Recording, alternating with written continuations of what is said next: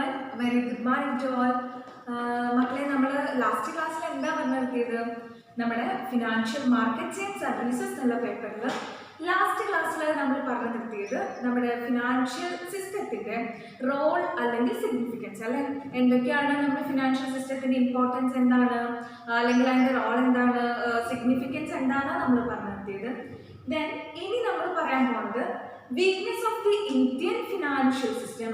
നമ്മുടെ Indian financial സിസ്റ്റത്തിൻ്റെ weaknesses എന്തൊക്കെയാണ്, അല്ലെങ്കിൽ ലിമിറ്റേഷൻസ്, പ്രോബ്ലംസ് എന്തൊക്കെയാണെന്നാണ് നമ്മൾ പറയാൻ പോകുന്നത്. ഓക്കെ, ആകെ കുറച്ച് പോയിന്റ്സ് ഉള്ളൂ കേട്ടോ, 10 പോയിന്റ് എളുപ്പമാണ്, ചെറിയ ചെറിയ പോയിന്റ്സ് ആണ്. സോ ദ ഫസ്റ്റ് വൺ, ഒന്നാമത്തെ പോയിന്റ് എന്താ പറയുന്നത്? Lack of institutional investors.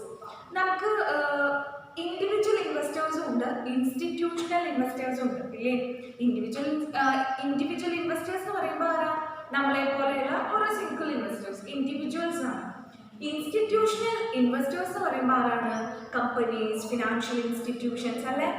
So നമ്മുടെ വീക്ക്നെസ് ഓഫ് ഇന്ത്യൻ ഫിനാൻഷ്യൽ സിസ്റ്റത്തിൻ്റെ ഫസ്റ്റ് പോയിന്റ് എന്താ പറയുന്നത്?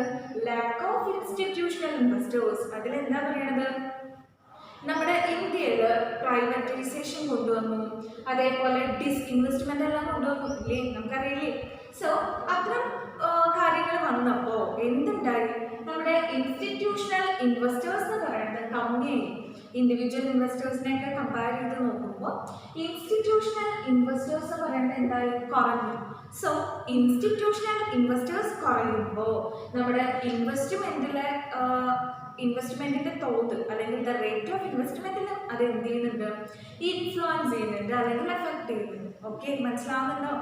സോ ഇൻസ്റ്റിറ്റ്യൂഷണൽ ഇൻവെസ്റ്റേഴ്സ് കുറഞ്ഞു, അല്ലെങ്കിൽ ലാക്ക് ഓഫ് ഇൻസ്റ്റിറ്റ്യൂഷണൽ ഇൻവെസ്റ്റേഴ്സ് എന്നുള്ളത് നമ്മുടെ ഇന്ത്യൻ ഫിനാൻഷ്യൽ സിസ്റ്റത്തിനെ അഡ്വേഴ്സ് ആയിട്ട്, നെഗറ്റീവായിട്ട് എന്ത് ചെയ്യുന്നുണ്ട്?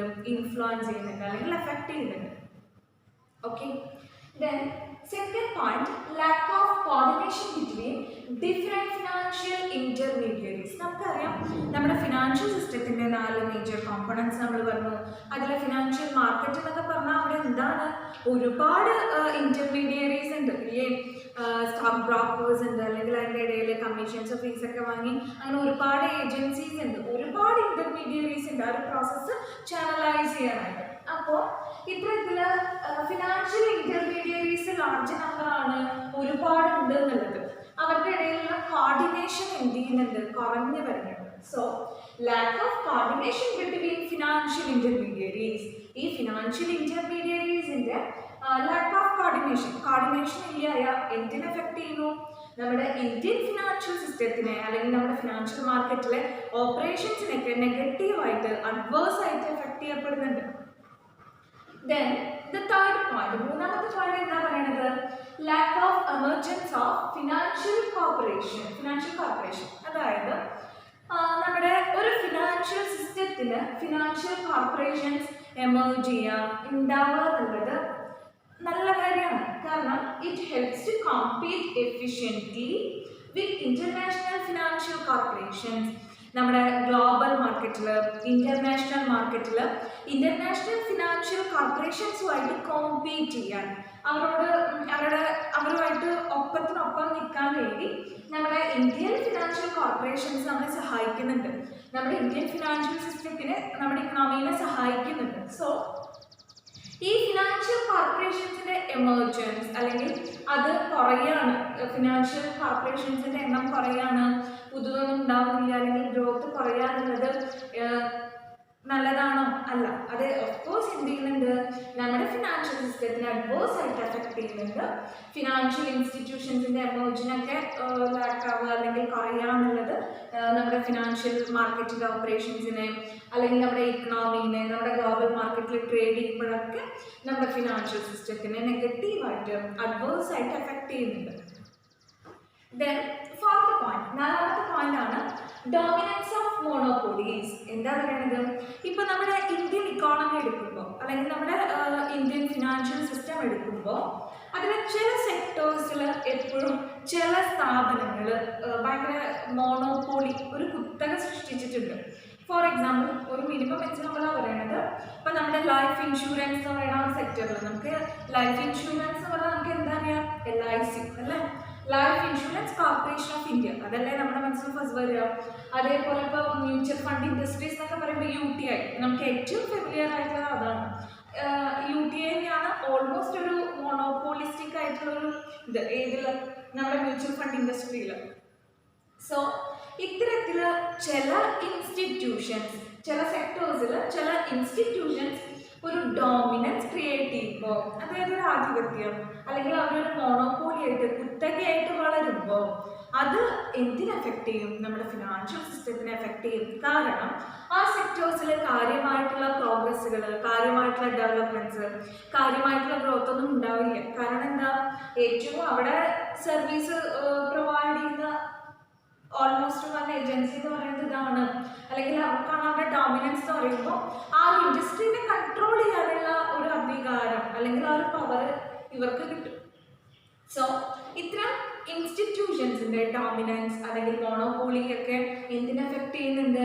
നമ്മുടെ ഇന്ത്യൻ ഫിനാൻഷ്യൽ സിസ്റ്റത്തിനെ നെഗറ്റീവായിട്ട് അഡ്വേഴ്സ് ആയിട്ട് എഫക്റ്റ് ചെയ്യുന്നുണ്ട്, അല്ലെങ്കിൽ ഇന്ത്യൻ ഫിനാൻഷ്യൽ സിസ്റ്റത്തിൻ്റെ ഒരു വീക്ക്നെസ്സിന് കാരണമാകുന്നുണ്ട്. Then the fifth one, എന്താ പറയുന്നത്, അഞ്ചാമത്തെ point, lack of integration of the segments of the financial system. നമുക്കറിയാം നമ്മുടെ ഫിനാൻഷ്യൽ സിസ്റ്റത്തിന് ഡിഫറെൻറ്റ് സെഗ്മെന്റ്സ് ഉണ്ട്. മാർക്കറ്റുകൾ, ഇപ്പോൾ ക്യാപിറ്റൽ മാർക്കറ്റ് ഉണ്ട്, മണി മാർക്കറ്റ് ഉണ്ട്, ദെൻ അത് സബ് മാർക്കറ്റുകൾ ഉണ്ട്, ഫോറക്സ് മാർക്കറ്റ്, അങ്ങനെ എങ്ങനെയെന്നൊക്കെ പറഞ്ഞാൽ ഒരുപാട് സബ് മാർക്കറ്റുകൾ ഉണ്ട് ഇല്ലേ. അപ്പോൾ ഇത്തരത്തിലുള്ള ഡിഫറെൻറ്റ് അല്ലെങ്കിൽ വാരിയസ് ഫിനാൻഷ്യൽ സെഗ്മെന്റ്സ് അല്ലെങ്കിൽ വാരിയസ് മാർക്കറ്റ് സെഗ്മെന്റ്സുകൾ പ്രോപ്പറായിട്ട് ഇൻറ്റഗ്രേറ്റഡ് അല്ല അല്ലെങ്കിൽ പ്രോപ്പറായിട്ട് കോർഡിനേറ്റഡ് അല്ല എന്നുണ്ടെങ്കിൽ എന്ത് ക്രിയേറ്റ് ചെയ്യും? അതും നമ്മുടെ ഫിനാൻഷ്യൽ സിസ്റ്റത്തിന് ഒരു പ്രോബ്ലമായിട്ട് അല്ലെങ്കിൽ ഒരു ലിമിറ്റേഷൻ ആയിട്ട് വരും. നമ്മളിപ്പോൾ ഈ 5 പോയിന്റാണ് പറഞ്ഞത്, ഇനി ഒരു 5 പോയിന്റ് കൂടി ഉണ്ട്. അപ്പോൾ ഇത് എന്താണെന്നൊന്നുകൂടി പറയുകയാണ്. ഫസ്റ്റ് വൺ എന്താ പറയുന്നത്, നമ്മുടെ ഇൻസ്റ്റിറ്റ്യൂഷണൽ ഇൻവെസ്റ്റേഴ്സ് കമ്മിയാവുന്നത് അല്ലെങ്കിൽ അവർ കുറയുന്നത് എന്തിന് കാരണമാകുന്നുണ്ട്? നമ്മുടെ ഇന്ത്യൻ ഫിനാൻഷ്യൽ സിസ്റ്റത്തിന് ഒരു വീക്ക്നെസ് ആയി വരുന്നുണ്ട്. ഈ ഇൻസ്റ്റിറ്റ്യൂഷണൽ ഇൻവെസ്റ്റേഴ്സ് കുറയാനുള്ള കാരണം എന്താണ്? പ്രൈവറ്റൈസേഷൻ വന്നതും ഡിസ്ഇൻവെസ്റ്റ്മെന്റ് വന്നതും ഒക്കെയാണ്. ദെൻ സെക്കൻഡ് പോയിന്റ് പറഞ്ഞത് lack of coordination between different financial intermediaries. നമ്മുടെ ഫിനാൻഷ്യൽ മാർക്കറ്റ് എന്ന് പറഞ്ഞാൽ വാരിയസ് ഫിനാൻഷ്യൽ ഇന്റർമീഡിയറീസ് അവിടെ ഉണ്ട്, അവരുടെ ഇടയിൽ കോർഡിനേഷൻ ഇല്ല, പ്രോപ്പർ കമ്മ്യൂണിക്കേഷൻ ഇല്ല, they are not integrated. So അത്തരം സിറ്റുവേഷൻസും എന്ത് ചെയ്യും? അഡ്വേഴ്സ് ആയിട്ട് എഫക്റ്റ് ചെയ്യും. ദെൻ തേർഡ് പോയിന്റ് എന്താ പറയുന്നത്, lack of emergence of financial corporations. ഈ ഫിനാൻഷ്യൽ കോർപ്പറേഷൻസ് നമ്മുടെ ഇന്റർനാഷണൽ ഫിനാൻഷ്യൽ കോർപ്പറേഷൻസുമായിട്ട് കമ്പനീസുമായിട്ട് നമുക്ക് കോമ്പീറ്റ് ചെയ്യാൻ, എഫിഷ്യൻ്റ് ആയിട്ട് ആക്ട് ചെയ്യാനൊക്കെ നമ്മളെ സഹായിക്കുന്നുണ്ട്. സോ അത്തരം ഫിനാൻഷ്യൽ ഇൻസ്റ്റിറ്റ്യൂഷൻസ് എമർജ് ചെയ്യുന്നില്ല അല്ലെങ്കിൽ ഒരു ഗ്രോത്ത് ഉണ്ടാവുന്നില്ല എന്നുള്ളത് ഓഫ് കോഴ്സ് എന്താണ്? ഒരു നെഗറ്റീവാണ്. Then fourth point, dominance of monopolies. നമ്മൾ പറഞ്ഞു ചില സെക്ടേഴ്സിൽ, ചില ഏരിയാസിൽ ചില ഏജൻസീസ് അല്ലെങ്കിൽ ചില ഇൻസ്റ്റിറ്റ്യൂഷൻസ് എന്ത് ചെയ്യുന്നുണ്ട്? ഡോമിനൻ്റ് ആയിട്ട് മോണോപോളി എന്ന് പറയുന്ന രീതിയിൽ ആക്ട് ചെയ്യുന്നുണ്ട്. സോ അത്ര മോണോപോളിസ്റ്റിക് ആയിട്ടുള്ള ഒരു സിറ്റുവേഷൻ അഡ്വേഴ്സ് ആയിട്ട് എഫക്ട് ചെയ്യും. Then the next one, lack of integration of the segments of financial system. Financial സിസ്റ്റത്തിൻ്റെ അല്ലെങ്കിൽ ഫിനാൻഷ്യൽ മാർക്കറ്റിൻ്റെ ഡിഫറെൻറ്റ് സെഗ്മെന്റ്സ്, മണി മാർക്കറ്റ് ആയിക്കോട്ടെ, ക്യാപിറ്റൽ മാർക്കറ്റ് ആയിക്കോട്ടെ, ഡെപ്റ്റ് മാർക്കറ്റ് ആയിക്കോട്ടെ, പ്രൈമറി മാർക്കറ്റ്, സെക്കൻഡറി മാർക്കറ്റ് ഒക്കെ നമ്മൾ ഡിഫറെൻറ്റ് ക്ലാസിഫിക്കേഷൻസ് ഇല്ലേ, ഡിഫറെൻറ്റ് സബ് മാർക്കറ്റുകളില്ലേ, അതെല്ലാം they are not properly integrated അല്ലെങ്കിൽ പ്രോപ്പർലി കോർഡിനേറ്റഡ് അല്ല എന്നുണ്ടെങ്കിൽ അത് എന്ത് ചെയ്യുന്നുണ്ട്? ഒരു ലിമിറ്റേഷൻ ആയിട്ട് വരുന്നില്ലേ. ഇനി ആറാമത്തെ പോയിന്റ്, സിക്സ്ത് പോയിന്റ് ആണ് dominance of development banks. Development ബാങ്ക്സിന്റെ ഒരു ഡോമിനൻസ്, ഒരു ആധിപത്യം എങ്ങനെയാണ് നമ്മുടെ ഇന്ത്യൻ ഫിനാൻഷ്യൽ സിസ്റ്റത്തിന്റെ ലിമിറ്റേഷൻ ആയിട്ട്, വീക്ക്നെസ് ആയിട്ട് വരുന്നതെന്ന് പറയുന്നത്. ഈ ഡെവലപ്മെന്റൽ ബാങ്ക്സ് എന്ന് പറയുന്നത് they are not able to collect അല്ലെങ്കിൽ mobilise savings from the public. പബ്ലിക്കിൻ്റെ കയ്യിൽ നിന്ന് സേവിങ്സ് മൊബിലൈസ് ചെയ്യാൻ, സേവിങ്സ് കളക്ട് ചെയ്യാൻ ആര് ഏബിൾ അല്ല? ഡെവലപ്മെന്റ് ബാങ്ക്സ് ഏബിൾ അല്ല. They are conducting developmental activities അല്ലെങ്കിൽ ഗ്രോത്ത് ഓറിയന്റഡ് ആയിട്ട് വർക്ക് ചെയ്യുന്നുണ്ടെങ്കിൽ പോലും അവർ പബ്ലിക്കിൻ്റെ കയ്യിൽ നിന്ന് സേവിങ്സ്, പബ്ലിക്കിൻ്റെ ഇൻവെസ്റ്റ്മെന്റുകൾ കളക്ട് ചെയ്യാൻ, അവരുടെ കയ്യിൽ നിന്ന് ഫണ്ട് മൊബിലൈസ് ചെയ്യാൻ they are not able. So അത്തരം സിറ്റുവേഷനിൽ ഡെവലപ്മെന്റൽ ബാങ്ക്സിന്റെ ഒരു ഡോമിനൻസ് എന്തിനു കാരണമാവുന്നുണ്ട്? ഇന്ത്യൻ ഫിനാൻഷ്യൽ സിസ്റ്റത്തിന്റെ വീക്ക്നെസ് ആയിട്ട് വരാൻ കാരണമാവുന്നുണ്ട്.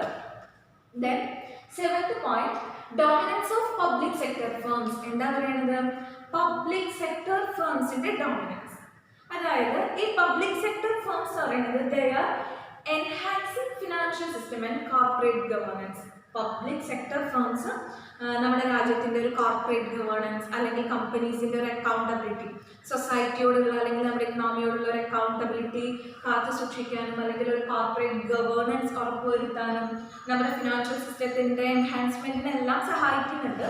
ബട്ട് അറ്റ് എ ടൈം ആ സമയത്ത് തന്നെ they restrict the development of companies, new companies, private companies ഒക്കെ ഡെവലപ്മെൻറ്റിന് അല്ലെങ്കിൽ അതിൻ്റെ എമർജൻസിന് അവർ എന്ത് ചെയ്യുന്നുണ്ട്, റെസ്ട്രിക്ഷൻസ് വരുന്നുണ്ട് അല്ലെങ്കിൽ അത് പ്രിവെൻറ്റ് ചെയ്യപ്പെടുന്നുണ്ട്. സോ അതുകൊണ്ടാണ് നമ്മുടെ പബ്ലിക് സെക്ടർ ഫേംസ് അല്ലെങ്കിൽ ഗവൺമെൻറ് ഫേംസ് ഒക്കെ ഗവൺമെൻറ് ഫണ്ട്സിൻ്റെ ഒരു ഡോമിനൻസ് ഫിനാൻഷ്യൽ സിസ്റ്റത്തിന് ഒരു നെഗറ്റീവ് ഇമ്പാക്റ്റ് ഉണ്ടാക്കുന്നു എന്ന് പറയുന്നത് അതുകൊണ്ടാണ്. എന്താ പറഞ്ഞത്, അത് സഹായിക്കുന്നുണ്ട് നമ്മുടെ ഫിനാൻഷ്യൽ സിസ്റ്റത്തിൻ്റെ ഗ്രോത്തിന്, എൻഹാൻസ്മെൻറ്റിന്, അല്ലെങ്കിൽ ഒരു കോർപ്പറേറ്റ് ഗവേണൻസ് കൊണ്ടുവരാൻ, അല്ലെങ്കിൽ ഒരു സൊസൈറ്റിയോടുള്ള ഒരു അക്കൗണ്ടബിലിറ്റി കാത്തു സൂക്ഷിക്കാൻ എല്ലാം സഹായിക്കുന്നുണ്ടെങ്കിൽ പോലും കമ്പനീസിൻ്റെ ഡെവലപ്മെൻറ്റ്സിന് എന്ത് ചെയ്യുന്നുണ്ട്, റെസ്ട്രിക്റ്റ് ചെയ്യുന്നുണ്ട്. അപ്പോൾ അതുകൊണ്ടാണ് അതൊരു വീക്ക്നെസ് ആയിട്ട് അല്ലെങ്കിൽ ഒരു ലിമിറ്റേഷൻ ആയിട്ട് വരുന്നത്. Then the 8th point, market irregularities. നമുക്കറിയാം നമ്മുടെ സ്റ്റോക്ക് മാർക്കറ്റ് എന്ന് പറയുന്നത് ഇറഗുലർ ആണ്, ഫ്ലക്ച്വേഷൻസ് ഒക്കെ വരുന്നുണ്ട്. സോ ഈവൻ നമ്മുടെ സ്റ്റോക്ക് മാർക്കറ്റ് എന്ന് പറയുന്നത് അത്യാവശ്യം നല്ലൊരു ഡിസൈനാണ്, അല്ലെങ്കിൽ സ്ട്രക്ചേർഡ് ആണ്, അല്ലെങ്കിൽ ഒരു ഫ്രെയിമിലാണ് നിലനിൽക്കുന്നത്. അത് ഭയങ്കര പ്രോഗ്രസീവായിട്ട് ഗ്രോത്ത് ആയിട്ട് പോകുന്നുണ്ടെങ്കിൽ പോലും സ്റ്റോക്ക് മാർക്കറ്റിൻ്റെ സബ് മാർക്കറ്റുകളുടെ ഡിസൈൻസ് അല്ലെങ്കിൽ അവരുടെ ആ ഒരു ഫ്രെയിം സ്ട്രക്ചർ എന്തിന് തടസ്സമാണ്, നമ്മുടെ ഫിനാൻഷ്യൽ സിസ്റ്റത്തിൻ്റെ ഒരു ഗ്രോത്തിനെ പ്രോഹിബിറ്റ് ചെയ്യുന്നുണ്ട്. Then the 9th point, neglect for small and new enterprises. ഒരു പുതിയ ഒരു എൻ്റർപ്രൈസ് വരികയാണ്, അല്ലെങ്കിൽ ഒരു ന്യൂ കമ്പനി വരികയാണ്, അല്ലെങ്കിൽ ചെറുകിട വ്യവസായങ്ങൾ സ്മോൾ എൻ്റർപ്രൈസസ് വരികയാണെന്നുണ്ടെങ്കിൽ they are not able to raise funds at an easy time and cost. അതായത് കുറഞ്ഞ ചെലവിൽ അല്ലെങ്കിൽ കുറഞ്ഞ ടേംസ് ആൻഡ് കണ്ടീഷൻസിൽ ഫണ്ട് റൈസ് ചെയ്യുക, ഫിനാൻസ് മൊബിലൈസ് ചെയ്യാൻ ഈ small and new enterprises able അല്ല, they are not capable. So അത്തരം സിറ്റുവേഷൻസിൽ നമ്മുടെ ഇന്ത്യൻ ഫിനാൻഷ്യൽ സിസ്റ്റത്തിന് അതൊരു ലിമിറ്റേഷൻ ആയിട്ട് വരുന്നുണ്ട്, അല്ലെങ്കിൽ അഡ്വേഴ്സ് ആയിട്ട് എഫക്റ്റ് ചെയ്യുന്നുണ്ട്. Then the last point, problems with multiple regulators in India. അതായത് നമ്മുടെ റെഗുലേറ്ററി അല്ലെങ്കിൽ ലീഗൽ റിക്വയർമെൻറ്റ്സ് എന്ന് പറയുന്നത് ഭയങ്കര വൈഡാണ്, വാസ്റ്റാണ്. നമുക്ക് ഒരുപാട് ലീഗൽ ആൻഡ് റെഗുലേറ്ററി റിക്വയർമെൻറ്റ്സ് കമ്പൽസറിയാണ്, അത്യാവശ്യമാണ്. സോ അത്തരം സിറ്റുവേഷൻസിൽ the varying regulatory requirements create regulatory arbitrage. അതായത് multiple regulatory requirements problems create ചെയ്യുന്നുണ്ട്. അപ്പോൾ നമ്മൾ ഇന്ന് പറഞ്ഞത് നമ്മുടെ ഇന്ത്യൻ ഫിനാൻഷ്യൽ സിസ്റ്റത്തിൻ്റെ വീക്ക്നെസ് ആണ്. നമ്മൾ 10 പോയിന്റുകൾ, ജസ്റ്റ് കുറച്ച് സിമ്പിൾ പോയിന്റ്സ് ആണ്, 10 പോയിന്റ് ഡിസ്കസ് ചെയ്തിട്ടുള്ളൂ. നോട്ട്സുകൾ അപ് ടു ഡേറ്റ് ആയിട്ട് എഴുതാം. എന്തെങ്കിലും ഡൗട്ട്സുകൾ ഉണ്ടെങ്കിൽ ചോദിക്കും. Thank you.